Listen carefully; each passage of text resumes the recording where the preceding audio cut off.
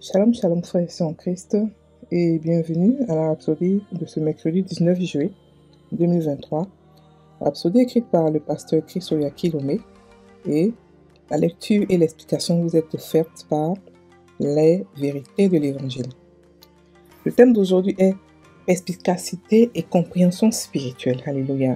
Et le verset de Colossiens 1, verset 9 qui nous dit « C'est pour cela que nous cessons de prier Dieu pour vous, et de demander à ce que vous voyez ou soyez remplis de la connaissance de sa volonté en toute sagesse et intelligence spirituelle. » Alléluia.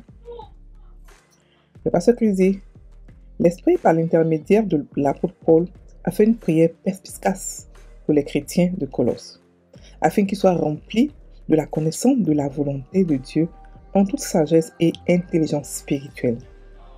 Cela nous fait savoir qu'il existe une compréhension spirituelle, tout comme il existe une compréhension naturelle. Il faut le Saint-Esprit pour ouvrir vos yeux et vous donner l'intelligence spirituelle. Il vous dévoile les mystères et les secrets du royaume. Il est l'Esprit de vérité. Et une partie de son ministère dans votre vie consiste à dévoiler la vérité. Cela me rappelle une autre prière de Paul, de l'Esprit par Paul, dans Éphésiens 1, verset 17. La version amplifiée nous dit « Car je prie toujours au Dieu de vous accorder un esprit de sagesse et de révélation, de perspicacité dans les mystères et les secrets de sa connaissance profonde et intime. Sans la compréhension et la perspicacité que donne l'esprit, votre interprétation de la vie sera ordinaire, mondaine et inutile. Il sera difficile de saisir les réalités spirituelles. Prenez l'exemple des disciples de Jésus.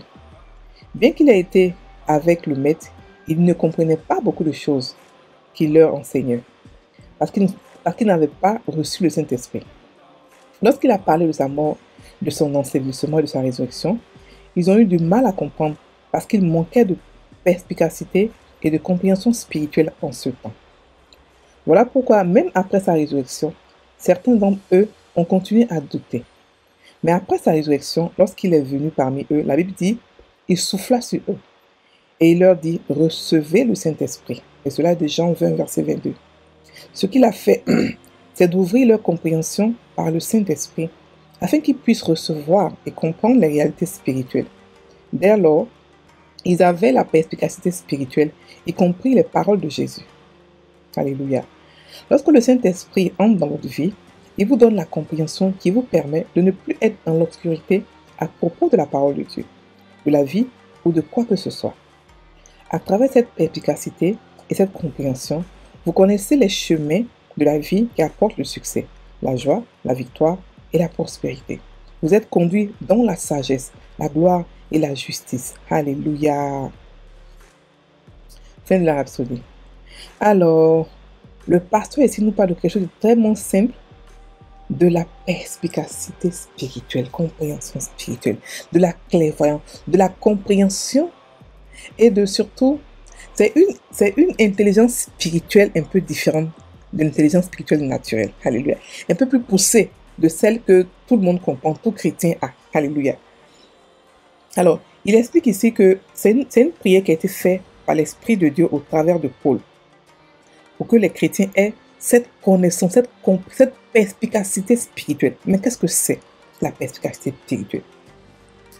La perspicacité spirituelle, c'est le fait de pouvoir comprendre et expliquer n'importe quelle écriture, n'importe quel verset. Vous comprenez? Le fait d'être intelligent, parce que, bon, l'intelligence spirituelle et l'intelligence humaine d'abord. L'intelligence humaine ou l'intelligence financière, on va prendre l'intelligence financière. Il y a beaucoup de sortes d'intelligence. L'intelligence financière, c'est l'intelligence qui permet de pouvoir résoudre n'importe quel problème financier. Ça, c'est l'intelligence financière. L'intelligence humaine, l'intelligence qui nous permet de pouvoir résoudre n'importe quel problème humain ou intelligible. Maintenant, l'intelligence spirituelle, c'est une intelligence qui nous permet de comprendre et de résoudre n'importe quel problème spirituel. Nous savons que le spirituel est plus que le physique, est plus que les finances, est plus que l'intellectuel. Donc, le spirituel surpasse tout ça. Ça survole. Donc, lorsque tu as cette intelligence spirituelle-là, tu as à la fois toutes les autres sortes d'intelligence. Donc, c'est l'intelligence la plus supérieure, la plus élevée. Et on l'a comment? Dans la parole de Dieu. Alléluia. À force d'être dans la parole de Dieu, à force de l'étudier, de la méditer, vous commencez maintenant à être perspicace. C'est-à-dire que vous commencez à comprendre ce que Dieu veut. Vous commencez à penser et parler comme Dieu. Et ça, c'est la perspicacité spirituelle. La capacité à pouvoir résoudre, à pouvoir comprendre n'importe quel verset spirituel.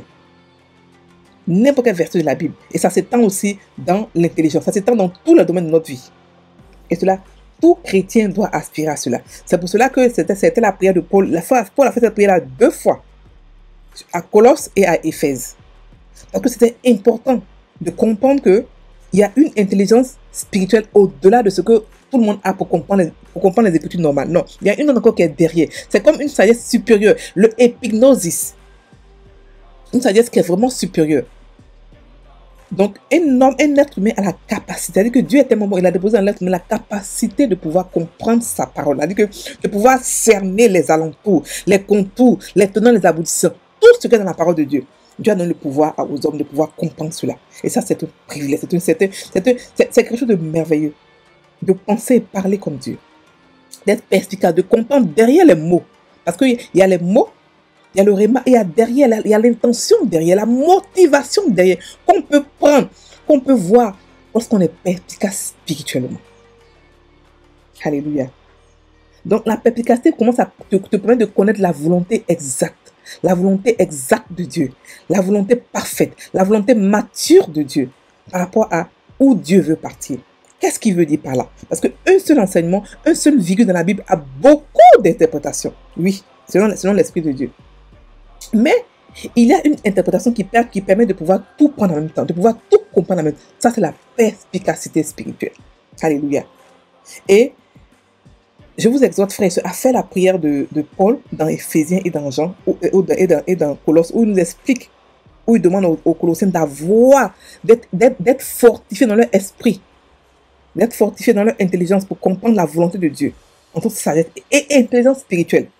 Ça veut dire que toute la globalité, la totalité de Dieu dans l'esprit humain, la totalité de sa sagesse. La Bible dit que Christ est notre sagesse. Ça veut dire quoi? Ça veut dire que on est plus sage que Salomon. La Bible dit que Salomon était sage jusqu'à ce que Christ arrive. Et Christ est notre sagesse. Ça veut dire que nous, les chrétiens, on a la capacité de connaître toutes choses. Parce que Dieu habite en nous dans toute sa capacité. L'Esprit de Dieu a 7 esprits. Et dedans, il y a un esprit de connaissance. C'est-à-dire que lui t'explique toutes choses. De la compréhension. Alléluia. Donc, comprendre toutes choses, ce n'est pas quelque chose de surnaturel. Pour nous, en tout cas, qui sommes des dieux, des divins, c'est quelque chose de naturel. C'est quelque chose de normal chez nous. Aspirer à être perspicace. C'est-à-dire que aspirer à comprendre, à aimer les Écritures, à comprendre. Ce que vous pouvez faire, c'est faire des temps d'études bibliques, avoir des temps d'intimité avec Dieu. Pour qu'il vous comprenne. Parce que, en fait, la perspicacité, c'est avoir la mentalité de Dieu. C'est-à-dire que penser comme Dieu. Mais quand tu penses comme lui, quand il parle, tu sais ce qu'il veut dire. Tu comprends derrière les mots. Tu comprends même derrière le rhéma. Et ça, c'est une grâce de l'avoir. Et tout le monde peut l'avoir. Tout chrétien, en tout cas, peut l'avoir. Comment? Par l'étude de la parole. Et ce qui est beau dans la parole, c'est que quand tu l'étudies, non seulement tu es dans cette perspicacité, mais dans la capacité de pouvoir agir selon la parole. Donc, tu ne sais pas seulement que étudier. Tu étudies, puis en même temps, tu te vois dans le miroir et tu deviens à l'image de ce que tu vois. Donc, la perspicacité là te change aussi à l'image de Dieu. Donc, tu ne fais pas seulement que penser comme Dieu. Tu parles comme Dieu et tu agis comme Dieu. Et c'est cela la perspicacité spirituelle. Alléluia. Donc, c'est ce que le pasteur ici explique. Il explique aussi qu'il y a 2 sortes d'intelligence, tout ça j'ai expliqué. L'intelligence naturelle et l'intelligence spirituelle. Mais ce qu'il veut, c'est que nos yeux soient remplis. Nos yeux soient remplis de l'intelligence spirituelle. Parce que cette intelligence nous fait que Dieu nous dévoile les mystères les plus secrets du royaume. Oui, cette perspicacité, elle est différente. C'est un niveau de sagesse très élevé. Oui, mais ce n'est pas parce que c'est très élevé que les chrétiens ne peuvent pas l'avoir. N'importe quel chrétien qui se dispose, qui se consacre expressement, qui se donne en sacrifice lui-même à Dieu, à ces temps de prière qu'il met à part, les temps d'études qu'il met à part, il aura cette perspicacité-là en un rien de temps. Il aura cela. C'est quelque chose que Dieu a mis à notre disposition. C'est facile d'avoir aujourd'hui. C'est quelque chose que le Moïse et autres ont prié pour avoir. Mais nous, on l'a. Parce que nous, on a la capacité. Nous, on a Dieu en nous. Donc nous, on peut comprendre les Écritures n'importe quel moment. Il suffit de comprendre, il suffit de lire, de vouloir comprendre et on le comprend. Parce que Dieu habite en nous. le professeur par excellence, lui qui nous conduit dans toute la vérité, il habite en nous. Et parce qu'il habite en nous, on peut connaître les Écritures facilement et à tout moment. Donc, on n'est pas ordinaire, frères et sœurs en Christ. On n'est pas humain. Tout le je le dis, on n'est pas humain, on n'est pas ordinaire. Imaginez quelqu'un qui a la capacité de tout connaître, l'astrologie, l'espace, tout, l'économie, tout. Et on a ça en nous. On peut le faire. On peut l'être. Une fois que tu commences à être efficace spirituellement, ça veut dire que tout le reste, intellectuellement, financièrement, tout le reste est fait, est couvert. Donc, aspirons à cette efficacité spéciale, à cette intelligence spéciale. Alléluia. Donc, cette intelligence, le pasteur explique que lorsque Jésus était là, il expliquait ce qui allait se passer, mais il ne comprenait pas. C'est pas vraiment de leur faute parce qu'il n'avait pas le Saint-Esprit, donc il ne pouvait pas comprendre ce que Jésus disait. Mais quand il est parti, et puis il est revenu, il a soufflé sur eux. Il leur a donné quoi? L'intelligence spirituelle pour pouvoir comprendre les Écritures.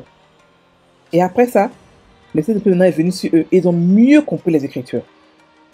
Et même malgré ça, après, ils n'ont pas compris que l'évangile était partout, pas seulement en Israël, pas seulement sur les Juifs. Pourquoi? À cause de leur forteresse.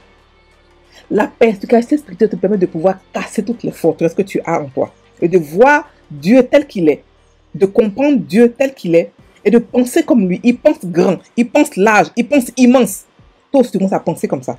Et cela vient par l'amour de la parole. Frères et sœurs en Christ, la parole est là, elle n'est pas cachée pour nous. La Bible qu'elle crie dans les rues, elle n'est pas cachée. Elle parle tout le temps. Ne fermez pas vos oreilles. Étudiez la parole. Prenez des temps d'étude de la parole. Ne restez pas là à dire non, je passerai à prier pour moi. Non, chacun de nous va être jugé par la parole qu'il a mis en lui. C'est pour ça qu'il faut que la parole soit en nous abondamment et richement. Par l'étude, ensuite par la méditation. Ce n'est pas une option pour nous. Prier seul est bon, mais l'effet est moins que quand vous priez et vous étudiez la parole. Quand vous prenez les deux ensemble et que vous collez, vous avez maintenant un résultat réellement. C'est-à-dire que c'est une bombe spirituelle. Mais quand vous priez seulement sans la parole, écoutez mes frères et sœurs, vous allez avoir vos combats avec beaucoup de sueur. Mais quand vous prenez la parole et que vous prenez, il n'est pas de côté la parole de lire, Seigneur, tu as dit ça, non, non, non. La parole, vous la prenez, vous l'étudiez, vous la méditez, ensuite vous partez maintenant prier. Et le résultat est certain. Certain. Alléluia. Le résultat est certain, toujours positif. Donc, frères et sœurs en Christ, nous devons comprendre que il y a une intelligence spirituelle, hautement spirituelle qui est là, qui est disponible pour nous, que nous devons avoir. Alléluia. Elle nous donne la compréhension de tout ce qui est compliqué dans la parole. La parole a plein de choses compliquées. La parole se contredit. Mais si ce n'est pas cette perspicacité-là, tu ne pourras pas comprendre pourquoi c'est contredit et dans quel contexte que c'est contredit. Oui. La parole se contredit. Souvent. Par exemple, comme ça, on nous dit de ne pas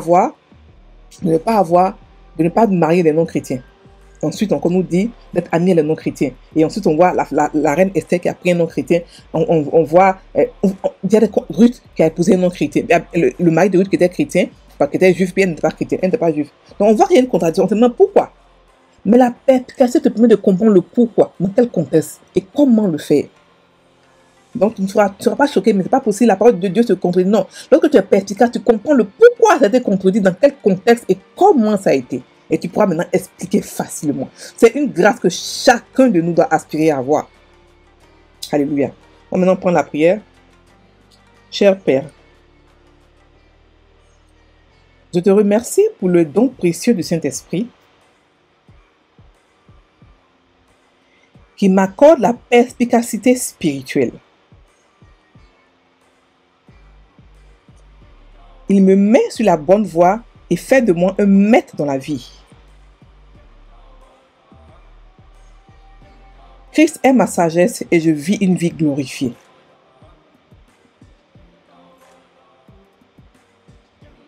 Ma vie est dans et par la parole. Par la puissance du Saint-Esprit. Au nom de Jésus. Amen. Frères et sœurs en Christ, passez une excellente journée. Soyez bénis.